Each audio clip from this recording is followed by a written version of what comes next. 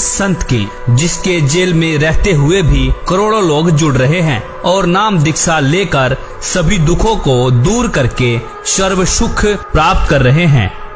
आज हम जानेंगे वही तत्वदर्शी संत रामपाल जी महाराज जेल में क्यों हैं और प्रमाणित करके दिखाएंगे कि ब्रह्मा विष्णु महेश की उत्पत्ति कैसे हुई, माता दुर्गा और ब्रह्म का क्या संबंध है, वेदों के अनुसार सृष्टि का रचयिता और सर्वोच्च परमात्मा कौन है, पूर्ण मोक्ष मार्ग तथा प्रमाणित भक्ति विधि क्या है। दोस्तों, आज हम ये भी जानेंगे कि अक्सर शादी में फेरों के समय पंडितों के द्वारा बोले जाने वाला मंत्र कश्यप गोत्री कश्यप गोत्रा मंत्र का रहस्य क्या है। दोस्तों, हमारा इतिहास गवाह है, जो सत्य के मार्ग पर चला उसके साथ ये नकली विद्वान असुर स्वभाव वाले धूर और मूर्ख लोगों द्वारा राजा और प्रजा को गुमराह करके महापुरुषों पर जुल्म करते आ रहे हैं और सच्चाई जानने के बाद जनता ने उन्हें पलकों पर बिठाया। जैसे श्री राम जी, श्री कृष्ण जी को पूरे जीवन संघर्ष करना पड़ा, सुकरात जी को जहर दे दिया गया, ईसा जी को क्रश करवा दिया गया, गांधी जी को कई बार जेल जाना पड़ा, गुरु नानक देव जी पानी पर चल सकते थे, अन्य लोकों में भी जा सकते थे, फिर भी बाबर की जेल में 7 महीना 17 दिन रहे। आखिर क्यों? लगभग 600 साल पहले कबीर साहब को इन धूर्त लोगों ने मारा, काटा, जलाया, खूनी हाथी के सामने डाला, गोले मारे थे और पूर्ण समर्थ होते हुए भी उन्होंने किसी का अहित नहीं किया।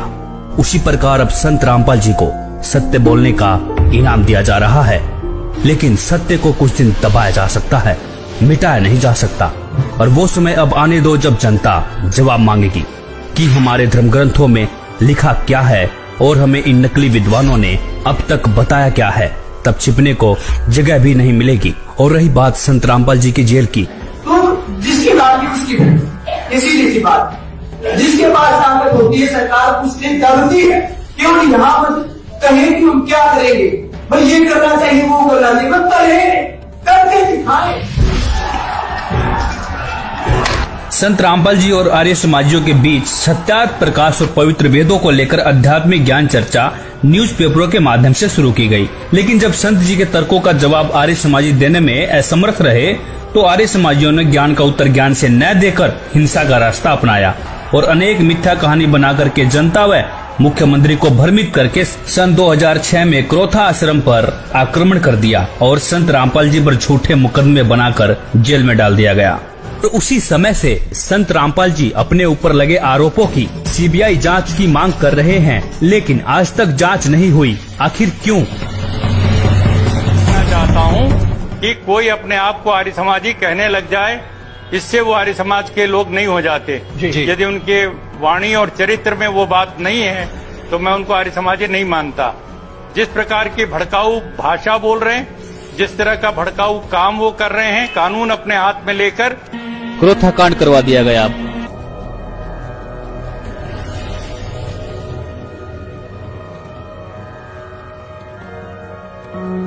बरवाला कांड करवा दिया गया। फिर संत रामपाल जी 2008 में बाहर आए, प्रचार प्रसार शुरू किया, बहुत तेजी से श्रद्धालु जुड़ने लगे। संत जी का बढ़ता बोलबाला देखकर फिर से संत रामपाल जी को सन 2014 में षड्यंत्र के तहत जमानत कैंसिल करवा के जेल में डाल दिया गया। तो संत रामपाल जी ने इन नकली विद्वानों के झूठ तथा पाखंड को उजागर करके सभी धर्म ग्रंथों के गूढ़ रहस्यों की सच्चाई दिखाने के कारण ही आज जेल में है।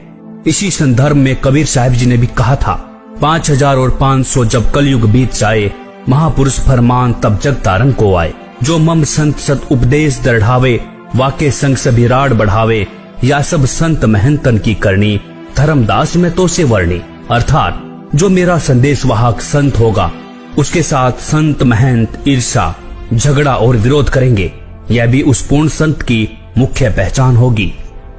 संत रामपाल जी ने अपने करोड़ों शिष्यों के अंधविश्वास, पाखंडवाद, रीति रिवाज, दहेज प्रथा,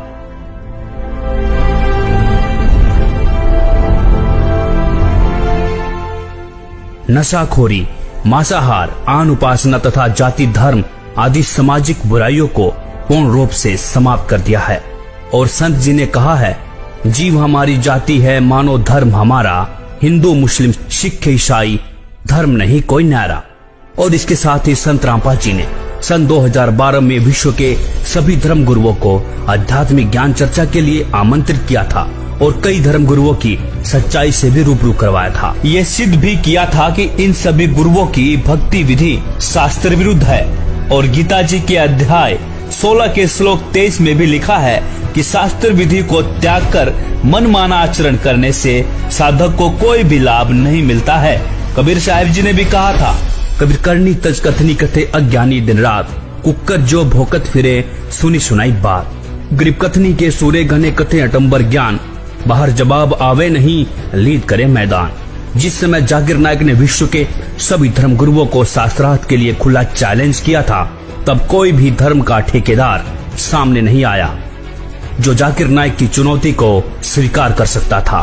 तब संत रामपाल जी ने ही डॉक्टर जाकिर नायक की खुली चुनौती को स्वीकार करके 10 पॉइंटों पर झूठा सिद्ध करने की खुली चुनौती दी थी। अब हम आपको दिखाते हैं डॉक्टर जाकिर नायक की खुली चुनौती, देखिए वीडियो के माध्यम से। भारत के सभी राजनेताओं, स्वामियों, धर्म गुरुओं और शंकराचार्यों को मुसलमान धर्म के प्रवक्ता डॉक्टर जाकिर नायक की खुली चुनौती। ये चैलेंज है, कोई भी शख्स हिंदुस्तान में हो, मिनिस्टर हों दो, कोई भी स्वामी हों दो, कोई भी शंकराचार्य हों दो, इंशाल्लाह मैं तालिबे इल्म हूँ इस्लाम और दीगर मज़हब का। मैं तस्लीम करता हूँ कि डिबेट होना चाहिए, मैं उनसे डिस्कशन करता हूँ। अगर मुझे गलत साबित करो, मैं बदलने को तैयार हूँ। ये मुसलमान की जबान है, हम जब जबान देते हैं उसका पालन करते हैं। संत रामपाल जी महाराज ने स्वीकार की मुस्लिम धर्म प्रवक्ता डॉक्टर जाकिर नायक की चुनौती। डॉक्टर जाकिर नायक के इस चैलेंज को स्वीकार करता हूँ, लेकिन अपने उस वायदे को याद रखना जिसमें कहा है कि जो मुझे झूठा सिद्ध कर देगा, गलत सिद्ध कर देगा, मैं अपने आप को बदल लूंगा। चैलेंज आपको 10 पॉइंटों पर झूठा कर दूंगा सिद्ध, और कभी भी आकर के वो आध्यात्मिक ज्ञान चर्चा कर सकते हैं। और वो डॉक्टर जाकिर नायक अब तक संत जी के सामने नहीं आया।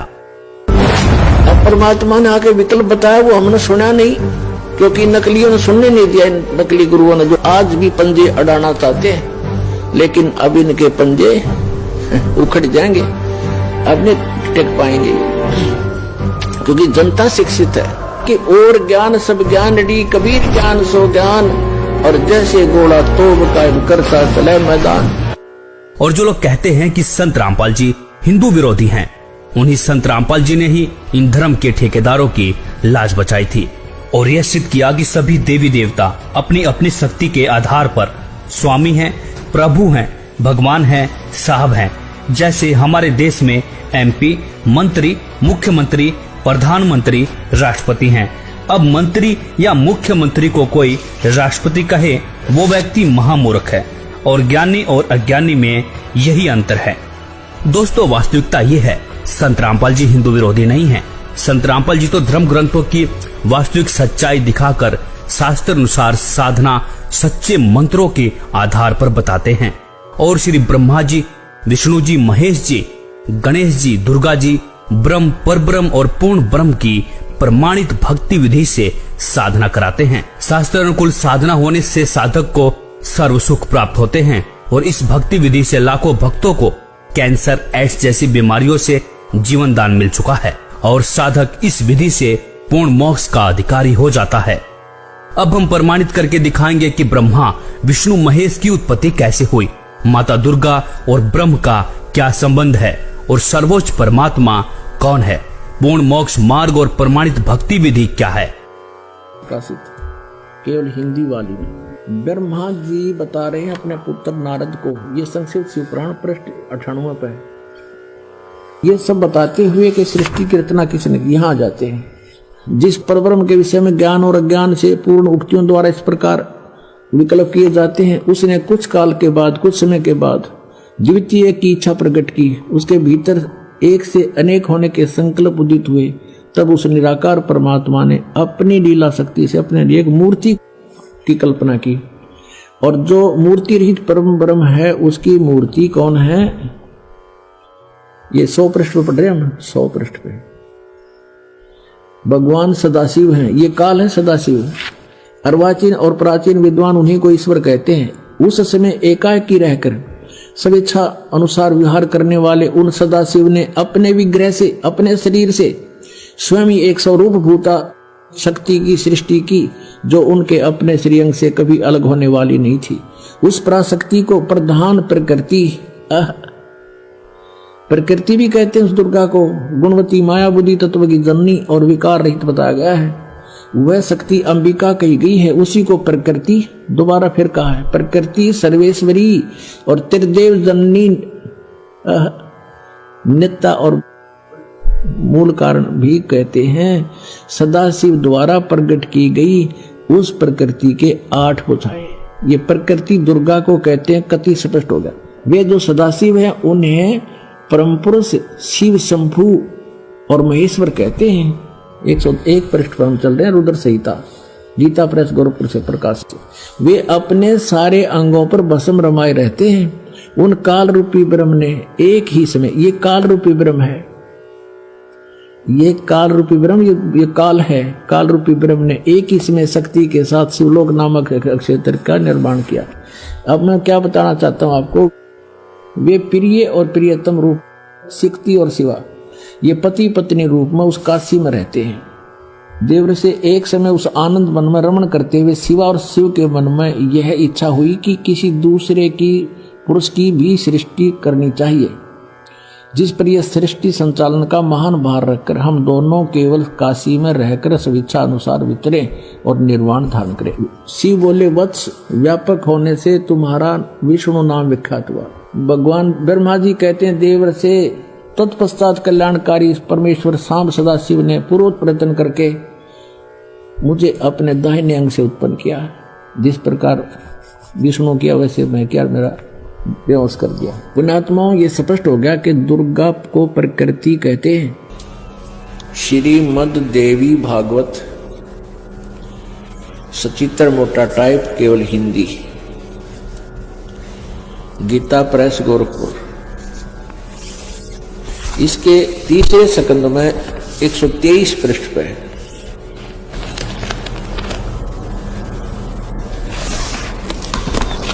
ये है संक्षिप्त देवी भागवत तीसरा स्कंद, पृष्ठ 123 पृष्ठ। यहां से शुरू करते हैं। भगवान विष्णु जी अपनी माता दुर्गा की महिमा करता है और कहता, तुम शुद्ध स्वरूपा हो, यह सारा संसार तुम्हीं से उद्भासित हो रहा है। मैं ब्रह्मा और शंकर हम सभी तुम्हारी कृपा से विद्यमान हैं। हमारा आविर्भाव बिन जन्म, तिरोभाव बिन मृत्यु हुआ करता है।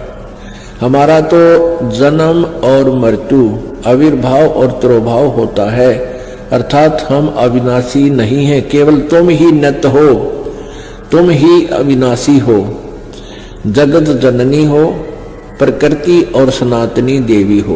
ये प्रकृति भी दुर्गा को ही कहते हैं। अब यहां देखिएगा, भगवान शंकर बोले,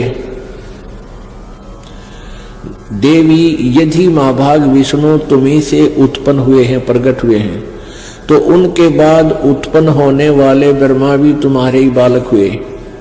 फिर मैं तमोगुनी लीला करने वाला शंकर क्या तुम्हारी संतान नहीं हुआ? अर्थात मुझे भी उत्पन्न करने वाली तुम ही हो। शिवे, संपूर्ण संसार की सृष्टि करने में तुम बड़ी चतुर हो। इस संसार की सृष्टि, स्थिति और संहार में तुम्हारे गुण सदा समर्थ हैं। उन्हीं तीनों गुणों से उत्पन्न हम ब्रह्मा, विष्णु एवं शंकर, यानी रजगुण ब्रह्मा, सतगुण विष्णु, तमगुण शिव जी शंकर नियम अनुसार कार्य में तत्पर रहते हैं। देखिएगा, अब इसके हम फिर आते हैं 7वें स्कंद में, और इसमें स्पष्ट लिखा है, गीता जी अध्याय नंबर 7 के श्लोक नंबर 4-5 में इकट्ठा किया है कि मेरी 2 प्रकार की प्रकृति है। एक तो जड़ प्रकृति, ये जड़ प्रकृति, और इससे दूसरी है वो जीव रूपा, यानी यह प्रकृति दुर्गा है मेरी। और 14वें अध्याय के अपने आत्मा में थोड़ा कंसेप्ट क्लियर हो जाए, क्योंकि बार बार नहीं मिलता ये समय जो आज रजा बख्शी भगवान ने। 3, 4, 5 में ही देखिएगा। अध्याय नंबर 14 श्रीमद् भगवत गीता, और यहां देखिएगा 3रा श्लोक। हे अर्जुन, मेरी महत ब्रह्म रूप मूल प्रकृति संपूर्ण भूतों की यानी प्राणियों की योनि है, अर्थात गर्भाधान स्थान है, और मैं सबका पिता हूं। मैं उस योनि में गर्भ को स्थापन करता हूं, गर्भम दधामी। उसके संयोग से इन्होंने कुछ अपना बना रखा, सब भूतों की उत्पत्ति यानी प्राणियों की उत्पत्ति होती है। 4 में क्या कहा है? हे अर्जुन, नाना प्रकार की शरीरों में योनियों में जितने भी मूर्तियां अर्थात शरीरधारी प्राणी उत्पन्न होते हैं, प्रकृति तो उन सब की माता है, गर्भ धारण करने वाली माता, और मैं बीज स्थापन करने वाला पिता हूं। 5 में क्या कहा है? हे अर्जुन, सतगुण रजगुण और तमगुण ये प्रकृति से उत्पन्न, दुर्गा से उत्पन्न, प्रकृति संभवा, रजगुण ब्रह्मा, सतगुण विष्णु, तमगुण शिव जी, दुर्गा से उत्पन्न तीनों गुण अविनाशी जीव आत्मा को शरीर में बांधते हैं। ये कहेंगे तो ये रोक रहे हैं तीनों, ब्रह्मा विष्णु महेश कर्मानुसार, और परमात्मा कहते नहीं, ये 5 मिलकर प्रपंच बना रखा है, हमारी बात को समझ लेना, इनकी बातों में मत आना। अब परमात्मा कहते हैं कि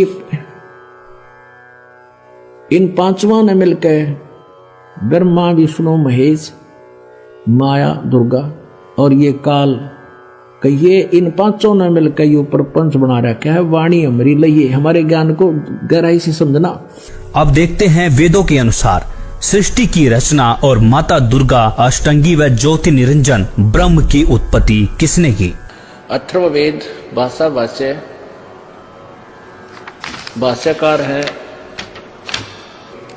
3 ने, ये जब प्रदजे विद्वानस्य बंधु विश्वा देवानाम जनीमा विभक्ति ब्रह्मे ब्रह्मणे उद्भारे मध्यात नीचे ऊंचे सवधा अभी प्रतस्थो।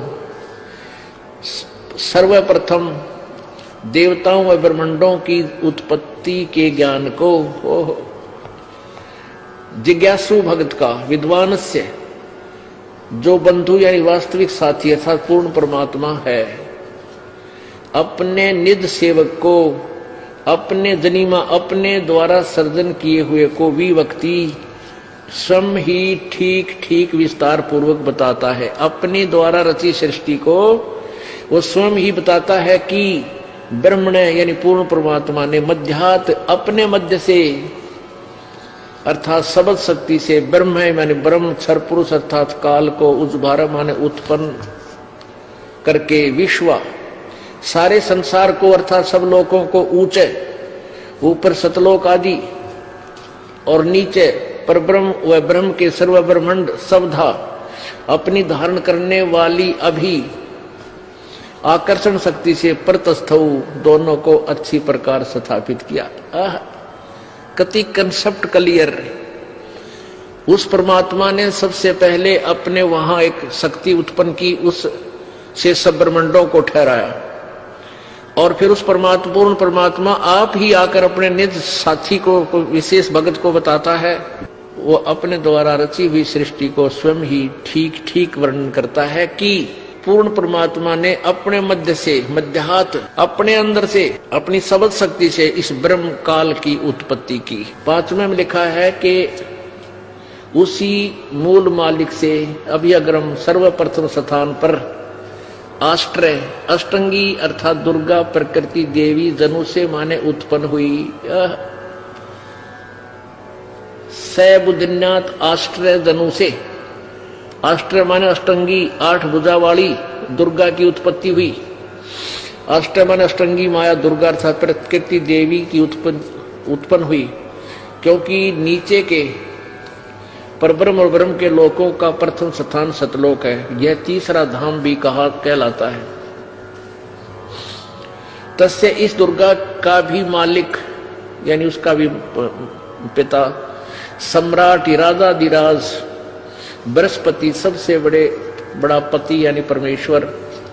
वह जगत गुरु देवता परमेश्वर है।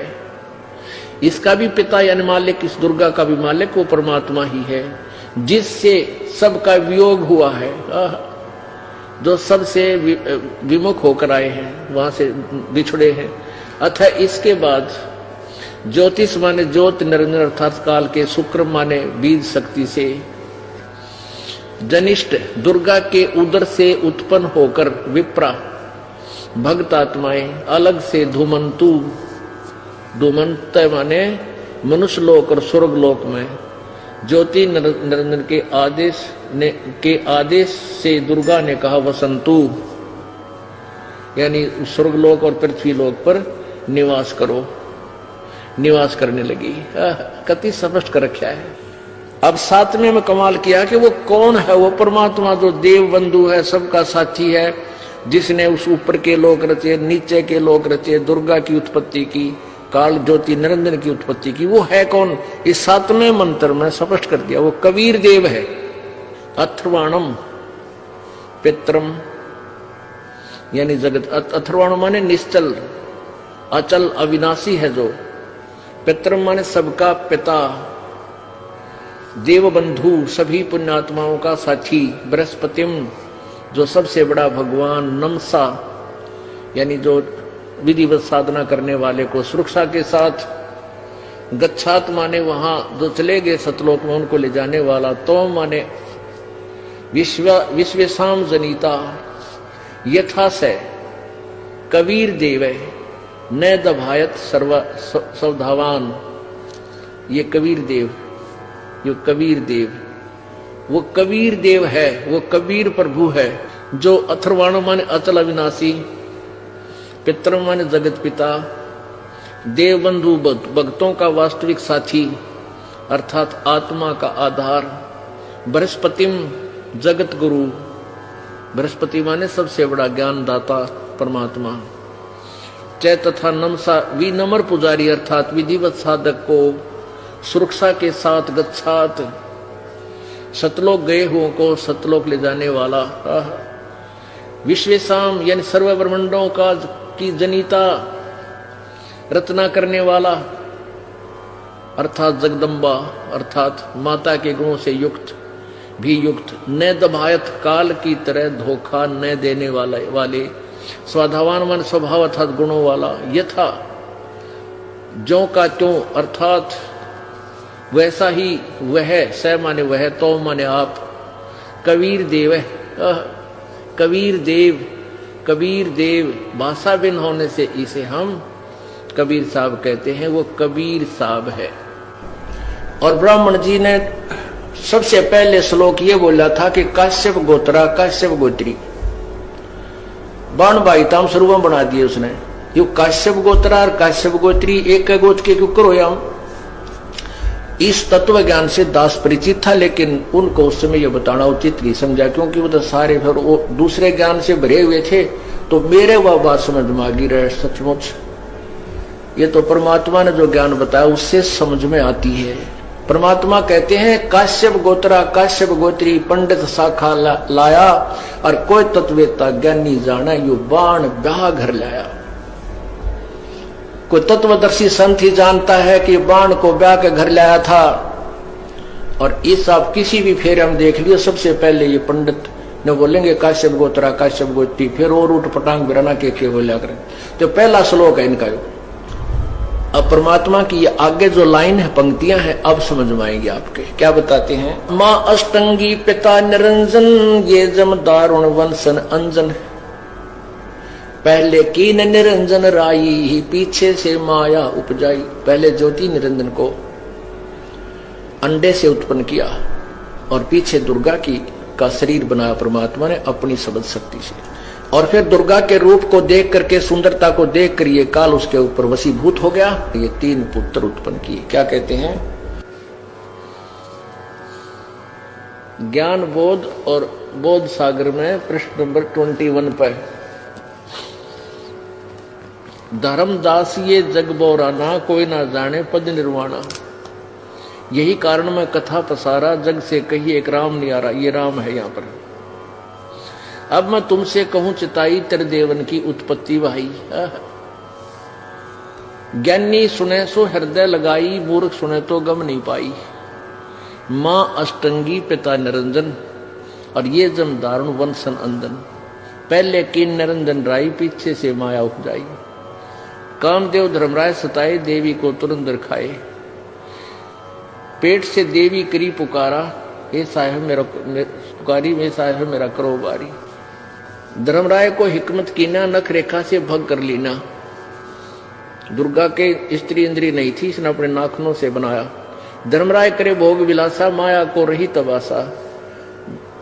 3 पुत्र अष्टंगी जाए, और ब्रह्मा विष्णु शिव नाम धराए। 3 देव विस्तार चलाए, इनमें ये जगदोखा खाए। पुरुष गम कैसे कोई पावे, काल निरंजन जग भरमावे। परमात्मा को कैसे जाने, काल सबको भ्रमित किए हुए है। 3 लोग अपने सुत जिन्हा, सुन निरंजन बादशाह लीना। अलख निरंजन सुन ठिकाना, ब्रह्मा विष्णु शिव भेद नहीं जाना। 3 देव सो उसको जहां निरंजन का वो पार नहीं पावे। ये ब्रह्मा विष्णु महेश की भी निरंजन की पूजा करने लगे हैं, इसका भी ये पार नहीं पा सके। अलख निरंजन ये काल बड़ा बटपारा, 3 लोक के जीव कीन आहारा। ब्रह्मा विष्णु शिव नहीं बचाए, सकल खाए पुन धूर उड़ाए। और इस काल के 3 के सुत है तीनों देवा, 3 माने उनके दुर्गा, और इस काल के पुत्र है तीनों देवता ब्रह्मा विष्णु महेश। और अंदर जीव करते हैं सेवा, अंधे लोग इन्हीं की पूजा करते हैं, ब्रह्मा विष्णु महेश की। तीनों देव और अवतारा, ताको भजे सकल संसारा। 3 गुणों का ये विस्तारा, धर्मदास में कहो पुकारा। गुण तीनों की भक्ति में, ये भूल पड़ो संसार। कह कबीर निज नाम बिना, कैसे उतरे पार। अब ये सभी सदग्रंथ आदरणीय है, और इन्हीं सब सदग्रंथों में ये विद्यमान है कि ब्रह्मा विष्णु महेश के माता पिता ये काल और दुर्गा है। आइए अब जानते हैं पूर्ण मोक्ष मार्ग और शास्त्र अनुकूल साधना क्या है। संत रामपाल जी महाराज प्रथम बार में श्री गणेश जी, श्री ब्रह्मा सावित्री जी, श्री विष्णु लक्ष्मी जी, श्री शंकर पार्वती जी व माता शेरावाली का जाप देते हैं, जिसका वास हमारे मानव शरीर में बने चक्रों में होता है। मूलाधार चक्र में श्री गणेश जी का वास, स्वाद चक्र में ब्रह्मा सावित्री जी का वास, नाभि चक्र में लक्ष्मी विष्णु जी का वास, हृदय चक्र में शंकर पार्वती जी का वास, कंठ चक्र में शेरावाली माता का वास, और इन सब देवी देवताओं के आदि अनादि नाम मंत्र होते हैं, जिसका वर्तमान में गुरुओं को ज्ञान नहीं है। इन मंत्रों के जाप से ये 5 चक्र खुल जाते हैं। इन चक्रों के खुलने के बाद मानव भक्ति करने के लायक बनता है। सतगुरु गरीबदास जी अपनी वाणी में प्रमाण देते हैं कि 5 नाम गुज गायत्री आत्म तत्व जगाओ, ओम किलियम हरियम श्रियम सोहम ध्याओ। भावार्थ, 5 नाम जो गुज गायत्री हैं, इनका जाप करके आत्मा को जागृत करो। दूसरी बार में 2 अक्षर का जाप देते हैं, जिसमें एक ओम और दूसरा तत्, जो कि गुप्त है, उपदेशी को बताया जाता है, जिसको श्वास के साथ जाप किया जाता है। तीसरी बार में शार नाम देते हैं, जो कि पूर्ण रूप से गुप्त है, उसे सतगुरु ही देते हैं। अब जानेंगे प्रमाणित भक्ति विधि क्या है और पूजनीय और सर्वोच्च परमात्मा कौन है। सबका मालिक एक परमेश्वर, परम ईश्वर, परम ईश्वर, परम वर ईश, परम पूर्ण ब्रह्म, पर ब्रह्म, ब्रह्म, परम अक्षर पुरुष, क्षर पुरुष, अर्थात परमेश्वर शब्द के संधि विच्छेद में ईश सबसे छोटा परमात्मा है, उससे बड़ा उसका वर अर्थात ईश का स्वामी ईश्वर, और ईश्वर से भी बड़ा परमेश्वर होता है। अर्थात परमेश्वर शब्द से 3 परमात्माओं का बोध होता है, जैसे ईश और ईश्वर, परमेश्वर, ब्रह्म, पर ब्रह्म, पूर्ण ब्रह्म, जिसे पार ब्रह्म भी कहते हैं, क्षर पुरुष, अक्षर पुरुष, परम अक्षर पुरुष। इस बात का उल्लेख पुराणों में है, संतों की वाणियों में है और गीता जी में भी है। ओम तत्सत गीता अध्याय 17 के श्लोक 23 में ऐन सीन काफ कुरान शरीफ सूरा 42 आयत 1 में नाम मंत्र का संकेत है। परमात्मा की वाणी है कि कबीर कोटि नाम संसार में, इनसे मुक्ति न होए, सार नाम मुक्ति का दाता, वाके जाने न कोई। संतों की वाणियों में सतनाम सार नाम का जिक्र है। वह यही 3 मंत्रों का मेल है। इस सांकेतिक मंत्र को पूर्ण रूप से जानने के लिए तत्वदर्शी संत बाखबर की खोज करनी चाहिए। वह संत ही पूर्ण होता है जो पूर्ण परमात्मा का पूर्ण ज्ञान कराता है तथा पूर्ण मंत्र नाम प्रदान करता है, जिससे पूर्ण मोक्ष प्राप्त होता है। इस विधि से साधना करके साधक फिर लौटकर इस संसार में कभी वापस नहीं आता। 3 बार में नाम जाप देने का प्रमाण है गीता अध्याय 17 के श्लोक 23 में ओम तत्सत इति निर्देशः ब्राह्मण त्रिविधि स्मृतः ब्राह्मण तेन वेदा च यज्ञा च विहिता पुरा। ओम ब्रह्म का, तत् सांकेतिक मंत्र पर ब्रह्म का, सत पूर्ण ब्रह्म का, ऐसे यह 3 प्रकार से पूर्ण परमात्मा के नाम सुमरण का निर्देश संकेत कहा है। और सृष्टि के अनादि काल में विद्वानों ने बताया कि उसी पूर्ण परमात्मा ने वेद तथा यज्ञादि रचे। संख्या नंबर 822 सामवेद उत्तार्चिक अध्याय 3 खंड 5 श्लोक नंबर 8 का भाषा भाष्य है। मनीषी भी पवते पूर्य कबीर निर्भीयतः परिकोशान अशिष्यदत् त्रितस्य नाम जनयन्न मधु चरणीन्द्रस्य वायुम संख्याय वर्धयन।